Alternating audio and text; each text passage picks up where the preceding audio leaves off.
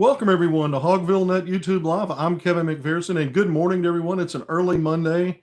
What better way to get your week started than talking Arkansas Razorbacks men's basketball? As we always like to say, basketball's every day of the year. That's 365 days plus one on a leap year, and here we are pushing to the end of July. Going to turn that calendar over to August, and then we get closer to the beginning of the fall semester, and then you ramp back up with basketball practice. They're on a finished up summer sessions in terms of what they did on the court, limited work very recently. But we know that recruiting continues. Today we'll start off with an update in recruiting. We're going to get right to that, hit a few other tidbits, and then we're going to talk about Arkansas's backcourt. We spent some time already talking about the front court. That was the first position group we discussed. That was a couple of weeks ago. Then we talked about kind of isolated that wing position where Arkansas probably positionally has its most depth. Today we're going to go guards, the ones and twos. And so if you really think about how limited the complete rotation vision that Calipari's had at Arkansas so far, year one, and then constructing the second roster, you're 8 or 9 deep, and you've got basically 3 players at each position group. The way that I've broken it down and looked at it, so we'll focus on the 3 that we see. The 3 players we envision having the biggest roles in terms of your ones and twos, and then we'll throw in 2 or 3 more names as players that could add maybe depth at those positions because of their versatility as players. So we're going to get into that the second part of the show today, but first let's get right into some recruiting updates. If you remember, the last time we really talked about Jordan Smith Jr. in depth was after I talked to his dad a week ago. It was on a Monday afternoon. I'd already done a Monday morning show, and we got the word that he was going to visit Arkansas. I had an official visit date set, so I talked to his dad, and his dad gave me those dates, September 20th through 21st. I tweeted that out, came on to this segment, had a second follow-up segment later Monday night to discuss what myself and Jordan Smith Jr.'s dad, Jordan Smith Sr., talked about. And so we went through the visit date and some other stuff. He told me about the relationship with Calipari, the entire staff, how they felt that the bond was there beyond just Calipari, was that entire coaching staff. The other kind of big thing that stood out to me when he talked about that was Calipari's track record of getting guys to the NBA, especially guards. And you look recently, that certainly was the case leading up to this most recent draft anyway. And so those were kind of the strong things that came out of that in terms of messaging. I think the other thing was that he told me that the Arkansas visit, again, September 20th, 21st, that's a weekend where the football Hogs do not host a game. And then Kentucky, August 10th through the 12th, October 10th through the 12th, so the following month would do it. That would be a wrap for visits. Now he's already taken official visits to Louisville, Duke, maybe 1 or 2 others. I think, and I'm not sure about Syracuse if that was official or unofficial, but that would do it for the visits. And so that's kind of what we left it at. Now, before all that, I was bringing intel a week or so before this last Monday reporting. After talking to the dad, I was bringing intel from various sources, and one of those sources had Arkansas as the leader. The way he worded it was John Calipari, the head hog, had real momentum in the Jordan Smith Jr. sweepstakes, and that if not Arkansas, he wasn't sure who would be the leader. That's how and this was the source was an assistant coach on a high major staff, so one of the top programs in the country on their coaching staff, and that's what he said. Then I brought some other intel from other sources that maybe was a little different, certainly including Arkansas at the top of JSJ's list up there with Duke and Georgetown. But you had varying opinions on this that I brought you from different sources. But we started with that high major assistant, which is where we're picking back up with. You had your 2 live eval periods toward the end of July to wrap up the live evaluation series for the whole spring and summer now. So that's a wrap. But you had coaches all over the country at these various events throughout those 2 4-day live eval period weekends. So all that took place on back-to-back weekends spanning a couple of weeks. So The idea here was to follow up, see if anything had changed in terms of the opinion with Arkansas, Jordan Smith Jr., maybe some other teams. Is anything shifted in terms of who's at the top, what the perception is? Because these coaches are not only out evaluating players, they're visiting with other assistant coaches. They do that on phone calls anyway, but that stuff, you have more opportunity to talk and chat when you're on the road with a bunch of other coaches and you see them, every day there for a while. So what was the perspective coming out of that? And this same high major assistant coach has not backed down as of now, where things stand now, from the idea that he thinks that Arkansas is in the lead, or the way he phrases it, it's effectively the same thing. So he hasn't changed on that. And remember, my confidence level, once we saw that the visit was established, we knew for months, going back to May, JSJ, Jordan Smith Jr., indicated he would like to set up a visit with Arkansas once Peach Jam concluded. Well, that's exactly what happened. And so it elevated my confidence level on a scale of 1 to 10 up to a 6.5. Well, based on the fact that the same source hasn't really budged, he's not changed. He's not saying that Arkansas is the clear leader. He's not saying it's a done deal, put a bow on it, anything like that. Just that he still has the same opinion about this as he did before. And for now, I'm leaving my confidence level at 6.5. When we came on, when I advertised yesterday on via social media that I'd be doing the show this morning, we didn't refer to it as new intel, just a source update. So the update is, since the opinion remains static, that it basically favors Arkansas, the update is that with having these conversations with other coaches, and the more that this assistant has gathered on this particular recruitment for this player, is that the father, the dad, and the camp, I guess the player, maybe whoever else is involved in the decision making, who's paying attention to this recruiting and locked in, drilled in, and out of that camp, out of that family, that the word that this high major assistant used was infatuated. They are infatuated with Calipari and his process.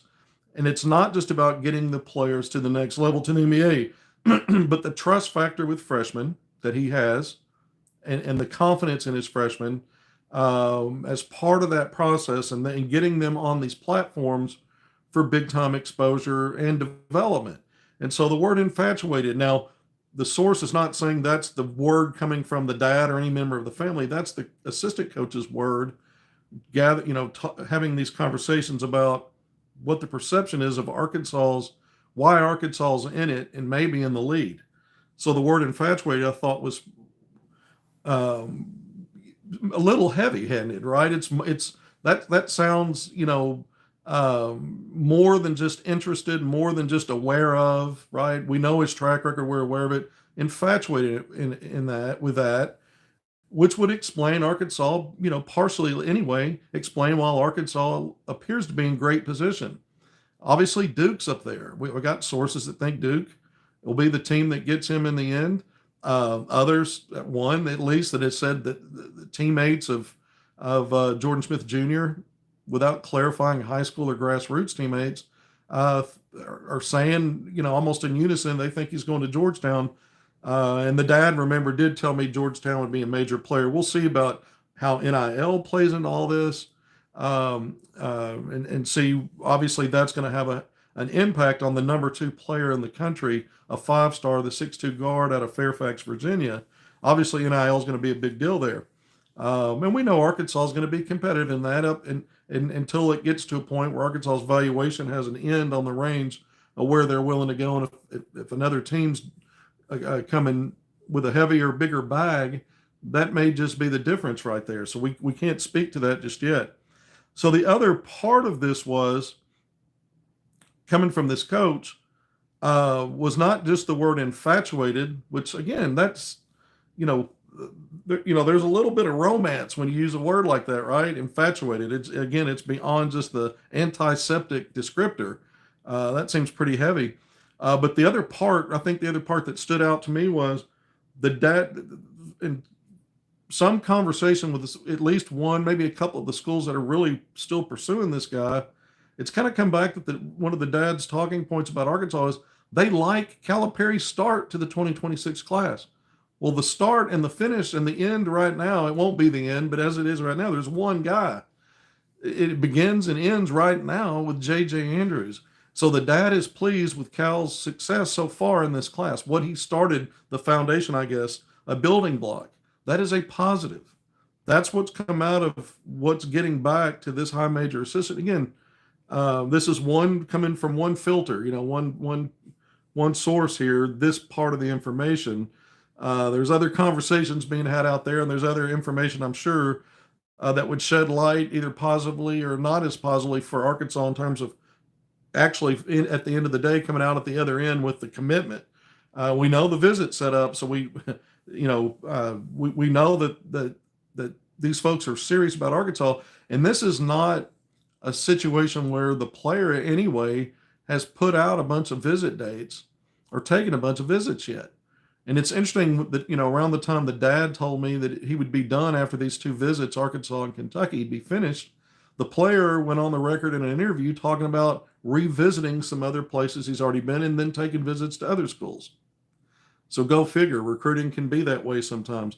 But I think the other part of that is that talking point of revisiting like Duke and maybe Louisville or some other places where he's already been on campus.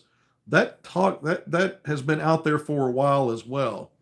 But when they come out and really only announce and to go public, doesn't mean that they won't take others or change their mind. But for now, what the dad has said is what's known publicly in terms of what they plan to do. So we'll see how that washes out. But I thought, just the fact that coming from this source, the camp infatuated with Calipari and the process, and the dad pleased with, or they're excited about, or they like where it's heading with the start with JJ Andrews to this class, who I have ranked as the fourth best player in the class, obviously a 5-star. I've got Jordan Smith Jr. ranked as the second best player. Other services do as well. So things could be favorable there. Once again, thank you for joining me on HogvilleNET YouTube Live. I'm Kevin McPherson. Glad you're with me this early Monday morning as we get started with some updates. So I thought that was pretty good. Couple of other things. This same coach, this is not now, I guess this does apply to Arkansas, but it's not specific to Arkansas. He's saying there was a lot of talk, especially with the news coming out that Kentucky's going to allocate a higher percentage to basketball of the revenue sharing, if true, or whatever level and percentage it is. We saw 45% reported. That number might be high, but still it gives Kentucky an even bigger advantage in NIL purse. And we know Kentucky under Mark Pope has, in my opinion, we talked about it on multiple segments throughout the last two recruiting cycles, kind of maybe overpaid some guys to win recruiting battles, to win bidding wars. Arkansas, again, hasn't let itself get into those situations and go that route and do it that way. But having said that, this same assistant said that the scuttlebutt was a lot of the programs on the high major level are hearing that Kentucky is going to go push a lot of NIL chips to the middle of the table. They want a 1-2 in this recruiting cycle for Mark Pope. Tyron Stokes, who I told you on a recent episode, a lot of the media that cover Kentucky think Kentucky's going to get him or lead for him. Good morning and thanks. Good morning to you as well. But this assistant coach now saying that a lot of the chatter out there amongst coaches is Kentucky's going to go heavy with NIL to try to land both Stokes and Jordan Smith Jr. Like those are their top two on their board. You say, well, they're the top two players in the country. Yeah, but sometimes you have another direction you're going in with at least one guy like that. You just never know. But that the idea is Kentucky's going to try to win it with as much NIL as it takes. And so he followed that up by saying that the feeling is that Kentucky's most likely to either only get one, or most likely to get one if either.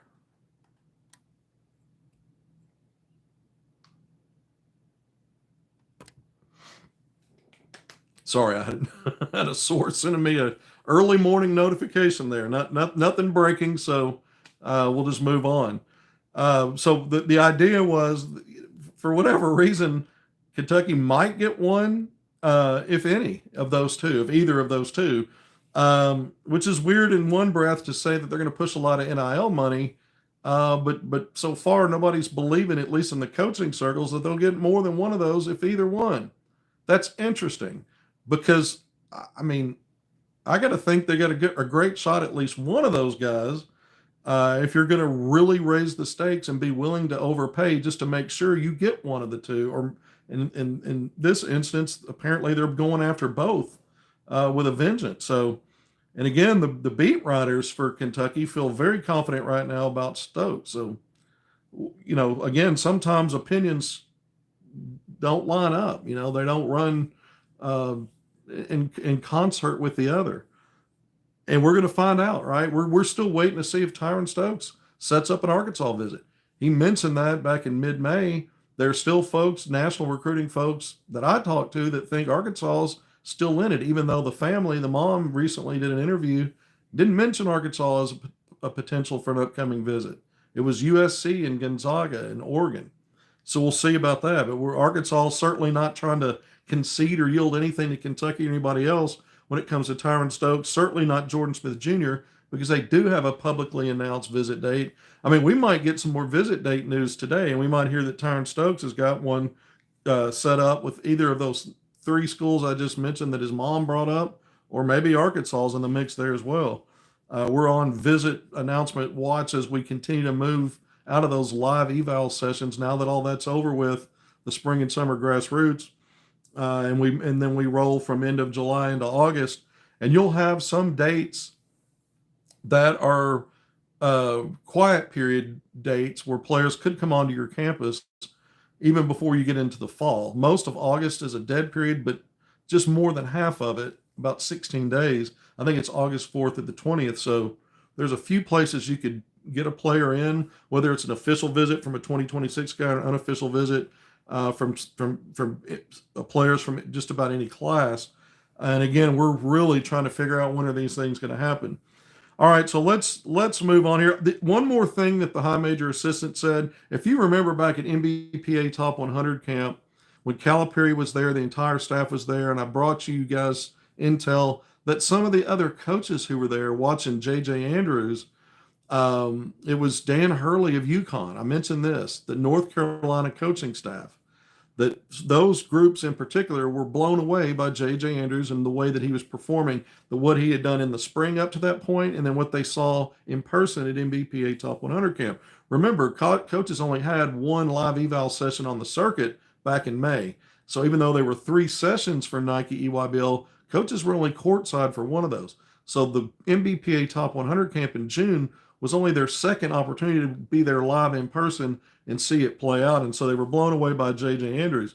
Well, this high major assistant said, coming out of Peach Jam, we know JJ got MVP of that. Coming out of that deal, once again, he said this coach, in his opinion, said JJ might be the toughest. I'm quoting him. I'm reading the quote. Might be the toughest, most dependable player coming out of 2026 and to the college game. So that was the opinion based on this last body of work, and then kind of summing up all of it. That's what they said, might be the toughest, most dependable player in 2026.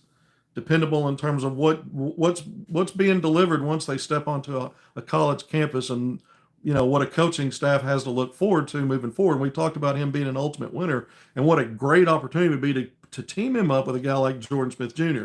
All right, real quick, before we move into breaking down Arkansas's backcourt, let's hit a couple of other things. I mentioned this the last time we were on. A smidge of intel for you. Arkansas assistant coach Chuck Martin in Serbia. He is there evaluating players competing in the FIBA U18 Eurobasket, so European teams. And they've got this broken up in multiple locations in Europe. The Serbia site is for the Division A, so the top tier players. They have Division B, Division C, so they've got other locations for those competitions. And again, these could be some that could potentially still be late additions for class of 2025, which would be one more player for this current roster. There's still a spot there. Or it could be 2026 or even beyond that, 2027, whatever. But Arkansas is able to put eyes on players. Once again, on the international states, we talked about that. We brought you that intel Saturday. Those games got underway Saturday, and they're playing out. I'm doing research on several players that are already standing out and trying to figure out who do we want to talk about. Because in the next few segments, we're going to bring up some of these players that might be possibilities, like we did last time with the U19. We brought about 15 different names. One of those we could identify as a player that the staff had recruited pretty significantly over the years. I say significantly for years before they came to Arkansas. And that player ended up at Texas, as it turned out. So, but again, you're not over there just to be over there. You're there to actually evaluate and figure out who you might want to add to your roster, whether sooner rather than later. The other thing is, and we brought you this Saturday, July 19th, I came on and gave you the intel about Irfan Diane. I've got him ranked as the 6th best player in the country, 7'1", 280 out of Iowa United Prep, the big man forward center.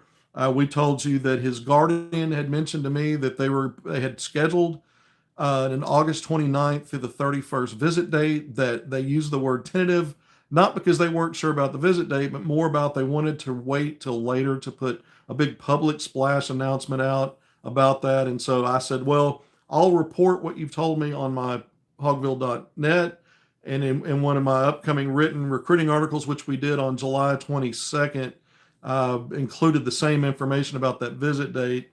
But now it's hit Twitter sphere. It's out there. It got out there. I think it was last night. It was last night. And so I went ahead and tweeted in the tweet, contained in the tweet itself, a couple of them, linking the HogvilleNET YouTube live segment from last Saturday, July 19th, and that article that I published both at Pig Trail Nation and at Hogville.net, so that folks could then go back and review that. And it was more than just announcing the dates. We went in explaining some other stuff. One of those being that date is Arkansas's football season opener against Alabama A&M. That's an early afternoon game.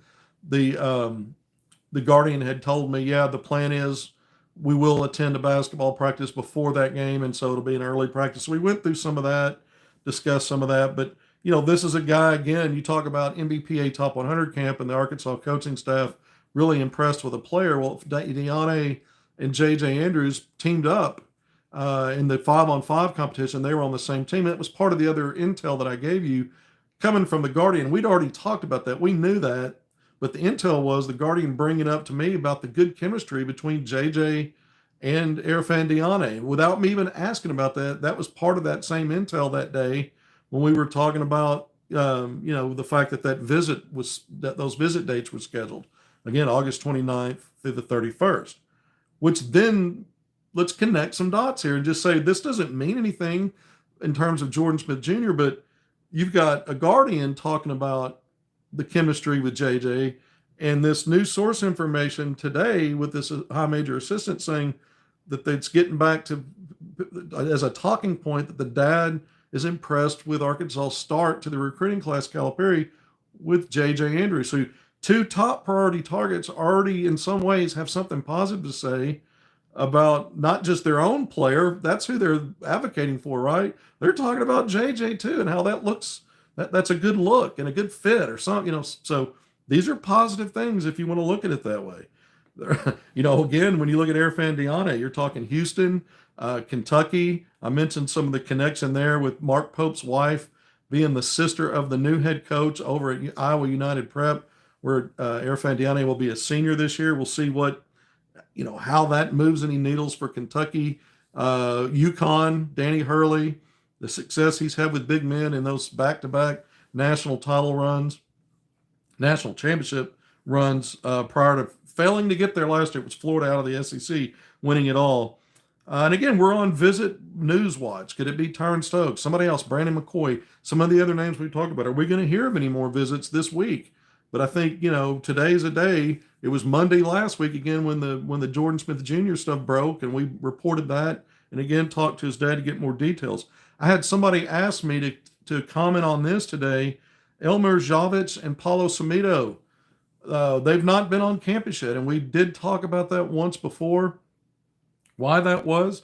You have to be in summer session 1 or summer session 2 if you're on campus getting the tuition the room and board, and being able to be on the basketball court in a formal manner. In terms of, you have to be a student to go through the on-court, NCAA allowed on-court instruction, the off-court strength and conditioning. So you have to be a student and be enrolled. And they were added late, and they were being brought in late. Remember, effectively two international players, one actually coming from overseas, from Bosnia, the 7-footer Elmir Jovic. Paulo Samito did attend West Oaks in Orlando, Florida, but originally from Angola. But both of these guys, I'm told, will be with the regular student body in terms of when school starts, which is August 18th. University of Arkansas classes start back on August 18th. And that's, whatever little break Calipari gives the team as it is now, that's been on campus, that's listed on the official roster. Once they're due back, I'm assuming that Jovic and Samito will be arriving, because I'm told they'll start back up with the fall semester like everybody else. And then practice resumes. They'll ramp it up a little bit in terms of how many on-court hours, and that continues to ramp up as you push into October. And then you get into your exhibition season, and then into your early stages of your regular season in early November. And so they're expected to be back. Do I have an exact date when they'll be on campus? No. I mean, they could be getting there sooner than a little sooner than August 18th, obviously. I'm not sure the exact date that the rest of the teams due back. But I know that when classes start, and then there's probably a grace period. I don't know what it is anymore. Is it a week, 10 days? I don't know when students can enroll and still get in on time. So we don't know how that plays out. I can't go into all that, other than both are expected to be there. So I hope that answers that question. Nearly 27 minutes in. Thank you for joining me on HogvilleNET YouTube Live. When we talked about, let's go ahead and talk about that backcourt right now. When I talked about the front court, I mentioned it has a chance to be those three big men, Trevor Brazile, Malik Ewan, and Nick Pringle, has a chance to be Arkansas's best front line collectively in a long time. It's certainly a veteran front line. There's a lot of college basketball years of experience at the highest level accumulated, but in each one, there's no outlier. Each player is a veteran of multiple years. And so we said, you can make a case that this is the strength of the team. Then when you looked at the depth and the quality and the talent, not just on that front line, but at the wing position, you can say, well, it's a younger group. They're really only sophomores coming back. And then you've got Isaiah Seeley, who's a true freshman. While that's true, those two sophomores were two of your biggest reasons why you had a turnaround in your season and ended up going to a Sweet 16 and really a player or two away from the Elite Eight in Carter Knox and Billy Richmond III. So, from a standpoint of they know the assignment, they've been with Calipari that first year, and all accounts, especially with Billy Richmond through the early spring and summer stuff, that he's really progressed.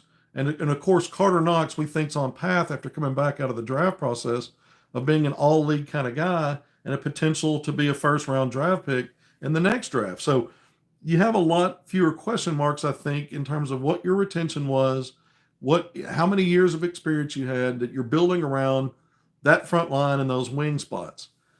And though your most veteran guy in terms of playing for Calipari, in terms of being a system guy now, even at Arkansas coming into year two, right? It's only the second year under Calipari. When you combine all of that in that backcourt, it's DJ Wagner. He's the veteran guy. But when you look at it, you've got, just like you have three players on that front line, three players at the wing spot that we talked about. Now we got three guards that are kind of rotating for that 1-2. Darius Acuff Jr., primarily a lead guard, a primary handler. DJ Wagner, a combo guard. He played his best basketball last year as the lead guard once Boogie Flan went down and out. And then Malik Thomas, another freshman guard who's primarily a 2. So you get two true freshmen there. A lot more question marks in terms of what hasn't been proven yet at the college level, let alone the high major level. And Arkansas's got a brutal non-conference schedule coming up. We know that before they ever get to what should be the best conference in basketball, again, the SEC. Yet Calipari has all this confidence to schedule the way that he did. And coming out of the spring, out of the limited summer work, he's talking about how, he's talking about how great of a summer they had. And, basically everybody got better. And that it's random. He can't, that it's not predictable where guys are going to flash and show more than just promise, but real impact. It was around the board. It was kind of random, and that is a good thing. So he has confidence, and this goes back to the recruiting points we talked about before.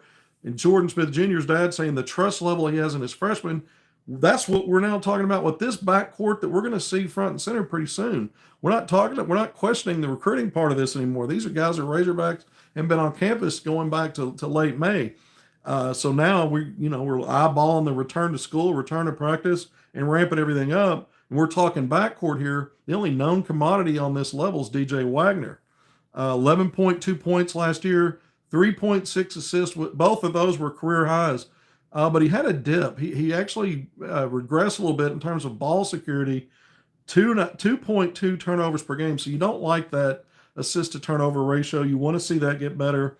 2.7 rebounds last year, 1 steal per game, 34.6 minutes per game. And we've projected before talking about this that we've really got DJ thinking maybe it's better if you can get him closer to 30 minutes. The more I've heard coming out of camp and the different things, we had source information before we as media even got that 1 hour window to watch in person a few weeks ago. Based on everything, I'm thinking maybe we need to be closer to 30 minutes with him. And I'm still there. I think if you can get him closer to 30 minutes, that means that you're trusting these other two freshmen on the court to get minutes that you expect will allow them to have their biggest and best impact. So we'll see what happens there. If you're back to a 35-minute situation with DJ Wagner in the game, it probably means you're leaning on him even more for some of that lead guard stuff than we're projecting right now. And so then that might say something about where Darius Acuff Jr. is as a freshman guard. Maybe not. But we look at DJ still. I mean, he's a career 29.9% shooter from three. Last year he was a tick over 30%. So effectively a 30% shooter. We look at that as something we're just seeing, does that improve? Based on the shooting and what I saw just in the 1 hour, I don't see it, but that was 1 hour. Calipari said in the post-practice presser, how's that for alliteration? He said DJ's been making his shots until today. Well, he was saying stuff like that last year. All right, so we just bring it like we see it and hear it. A guy who's more of a driver slasher, getting to the basket for his offense. Little runners and floaters if he can't get all the way. Not really a mid-range pull-up guy too much. Again, not really a three-point shooter at this point, but what does he do well? Let's not just focus on what he can't do or hasn't shown that he can do efficiently yet. He's strong physically, especially on defense. And I think we can say all the things that weren't clicking just right, but the fact is he was a big part of Arkansas solving that puzzle last year once he took over at the lead guard spot. It wasn't just about him. It was about other guys slotting in more to their natural and best positions. Nelly featured mostly at the two at that point. Knox getting a bigger role and opportunities at the three, with Billy Richmond III also getting his share. So things kind of slotted better once you had some of that attrition. It worked out in a positive way in some ways. But I think as the most experienced guy, he's the one guy we have to ride with and say, look, if he shows improvement in just taking care of the basketball and can just increase his percentage from three and just polish up some of the other areas that we consider to be strengths, that is a big positive for those younger guards because it means DJ's playing his best basketball. And that is a great example on the court for the guys that are learning the game, because they're only going to get so much out of practice playing alongside him. When the bullets become real and live, things change when you're playing opposition. It's not guys you see in practice every day. So you want that floor leader, that one guy who proved it last year, that he's taken the proper steps to be not only better, but be a great example on the court, not just off the court in the locker room, but on the court in terms of just consistently being that guy. And if he is that, I think it helps Acuff and Malik Thomas. We've said all along, Acuff, the 6'2" freshman guard out of IMG Academy by way of Detroit, has all league potential. He has the potential maybe to be Arkansas's leading scorer. based on what I saw and the reports coming out of the summer. And Calipari said this on a recent podcast that players love playing with him because he gets them the ball and he gets them the ball in great spots to have success. And that was the one thing we talked about. We knew that he was going to be a scoring lead guard, and we thought the offense would be there. We always said he was a willing facilitator, a guy that can get guys at the right spot at the right time. But he's already so far in practices that's already starting to translate. That is a really good thing. And then you think, if you're hearing that from the head coach and you saw it with your own eyes, remember, we came out of that saying we weren't really talking about Acuff as a scorer and finding ways to get buckets. He did a little bit of that. It was mostly about that his decision making off those pick and roll situations, that two-man action, dribble handoffs, that he just excelled. The other guards that were on the ball did as well. That was kind of the strength that day, when we were talking about the guard play. McCall's been raving about that coming out of practice. 3-point shooting is another question mark for him. When you looked at him percentage-wise last year, low 30s. The previous cycle, his junior year cycle, it was in the mid 35, 36%. So we'll see about that. I think, again, going to excel in downhill decision-making, whether that's getting his own or setting up, a teammate. Another question mark outside of 3-point shooting will be defense. That's my biggest question mark with him, based on what I've seen, and including the little brief window of practice. Defensively, how soon does he pick that up? How does Acuff and DJ Wagner, who out of these three are your primary ball handlers? Again, I think Acuff starts games with the ball in his hands, with DJ in kind of a combo role as games begin, and then you rotate. I have right now with Carter Knox the 3, Trevor Brazile at the 4, and right now, if I had to call it, I'd have Nick Pringle, which I've said when I most recently commented on a starting 5, now ahead of Malik Ewan, Nick Pringle at the 5. So that means I've got Malik Thomas at the 2 coming off the bench, DJ starting games at the 2. So that's kind of the rotation of these three. Acuff at the 1 to start games, DJ Wagner at the 2 as a combo to begin games, and Malik Thomas checking in soon at some point, as your 2 guard. And then you'll have the option of bringing Acuff off the floor, DJ goes to the 1, or you can bring DJ off the court and Malik slots in at the 2. With Acuff at the 1, you have more than one way to do it. Players picking up early fouls, or who's got the hot hand, who's off to a good start. Those kind of things can maybe impact how you do that. But the other thing is, we go back to Acuff. I had projected him before and prior, and we were talking about minutes allocation, where we had DJ Wagner around 30 minutes. We had Acuff in the same spot. Right now, I'm thinking Acuff in the 28 to 30 minute range. So I'm not backing off of it saying he won't average 30. I'm saying I could see a world now where maybe he's 28 to 30. So somewhere in that range. And that opens things up for me, where I had Malik Thomas as a 20-minute guy. I'm kind of thinking now, based on everything I gathered from this summer work, 20 to 24. So I'm going to expand my coming into the season idea about his minutes. I'm going to start with the 20 that we talked about before and say maybe there's a path to get him to 24 minutes. And here's a guy where really all they're talking about, Calipari said it, he's a bucket getter. He can score. Decisions on the ball, getting off the ball, the decision making to get off the ball, trust his shot on catch and shoot, take one dribble, get to spots more efficiently to get into your shot, because he can score, but less is more the further you move up in terms of the dribble drive craft. And so it's about the discipline on and off the ball, the shot selection, obviously, the less is more ball handling, but he is an alpha shooter scorer. And he's a guy that's going to have a chance to average double figures, make an all-freshman team for the SEC. And depending upon if he has a Moses Moody or a Scotty Thurman kind of freshman season, those are the 2 leading scorers all time at Arkansas when you look at a freshman season. And they're both were, guys that were putting up threes in volume.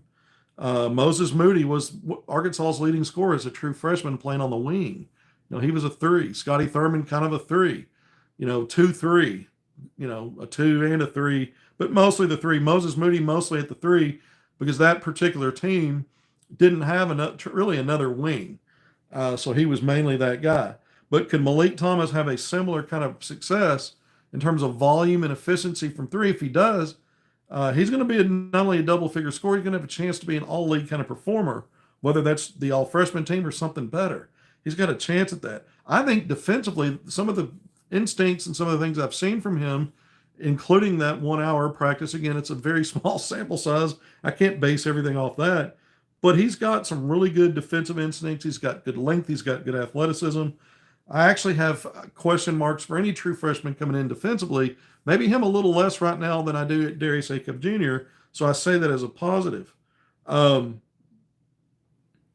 I think he's got a chance to be a valuable defender even as a freshman. We'll see. We'll see. He's got to earn that. The coaching staff's got to believe that, because this is a coach in John Calipari who's typically put defense before offense. And last year, another top 20 defense. One that when I brought that up in that last post-practice presser, he said, well, in a lot of ways, we're really a top 10 defense. So he takes a lot of pride in his defense. And so that's where Malik Thomas can help himself stay on the court. But similar to Moses Moody being the only wing a few years ago, Malik Thomas is the only natural too on this squad. We've talked about Carter Knox and the minutes allocation for him, maybe around 30 minutes for him, but most of that will be at the three. But he may be the four in some small ball lineups on the court with a big, another wing, and a couple of guards, right? Two of these three guards, paired up with him. But he might also play some as a two. Carter Knox, you might get some minutes there. Billy Richmond III, one of those wings, played some on the ball as a sort of a hybrid one last year. That was a lot of those minutes was because you no longer had Boogie Flan and you were down to just DJ Wagner. But we'll see if there's any role like that again for him, because Calipari mentioned it again in that last post-practice presser. So your wings may play into this. A guy like Isaiah Sealy, if some of these top three guards in that backcourt, 1 and 2, are unable to knock down threes, Sealy, who has positional versatility, I mean, we'll see what kind of role he gets early or what he earns, what opportunities he gets. But he's a guy that can potentially be one of Arkansas's top 1 or 2 3-point shooters in terms of effectiveness, efficiency. When you look at the perimeter players, so when you look at backcourt wings, so he might get some shots at the 2, or a big combo that handles the ball some and get some opportunities similar to what they did with Billy Richmond. All right, nearly 43 minutes in. I'm going to wrap things up. Overall, I think the backcourt has a lot of positives. I think every position group has an argument to be the strongest position group on the team. There's a case to be made. And this is why, I feel comfortable with Arkansas as a top 10-ish team nationally coming into it. We're about to turn the page. I mentioned this to August pretty soon. We got a few more days into the week. And so in early August, last year, I think it was early September when I put out my power rankings for the SEC. And so I did a power rankings, went through all that. I had Arkansas 3rd, had Florida 4th, I had Bama and Auburn 1 and 2. And so this year I'm going to do another one, but I'm going to start in August. I think I'm going to do one in August, and maybe one more right before the season begins. And so I'll be dropping that. I don't know if I'll do it on August 1st, but I'm going to be doing it in the next couple of weeks. And so we're going to go through not only where I think Arkansas stands, but the other teams. But I think Arkansas is worthy based on everything I've seen and gathered, and comparing it to the field, not only in the SEC, but the country, worthy of a top 10-ish ranking coming into preseason, and maybe even a little better than 3rd when I come out with my initial projections. Maybe right up there in that top 2 with what Florida, I'm trying to still figure out who I'm going to have at the top spot, but Arkansas very well might be in that top 2. But a big part of that is this backcourt. And so it's got a case to be made as the strongest positional group. Again, the wings also have that, as does the front line. I think that's why this team looks strong to me. And I've said before, has the look of a potential final weekend kind of team. A lot of things have to go right. We know injuries are part of that. There's so many other things. But how well, I think there are more question marks. Having said all that, I think there are more question marks in this 3-deep backcourt, rotating 1 through 2, simply because 2 of them are true freshmen. No matter how good they are coming in, they got to prove it. And so that leaves, I think, again, more question marks in that position group, but very talented nonetheless.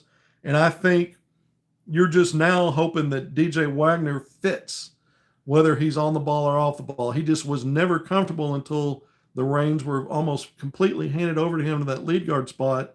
I think a lot of it's his individual improvement, like I said, and how that rubs off on the others.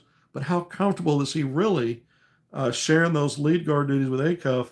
I think that helps the other stuff fall into place. DJ Wagner's the catalyst there in that first domino to make it all feel right and play out right. All right, I really am signing off. 45 minutes in. If anything breaks important later, we're going to jump back in and we're going to go through that. If not, we'll be back on tomorrow, likely very early. Tuesdays and Thursdays, as you know, are my travel day, where I'm out of town most of the day. But until next time, thanks for being here. Appreciate all of you. We'll see you soon.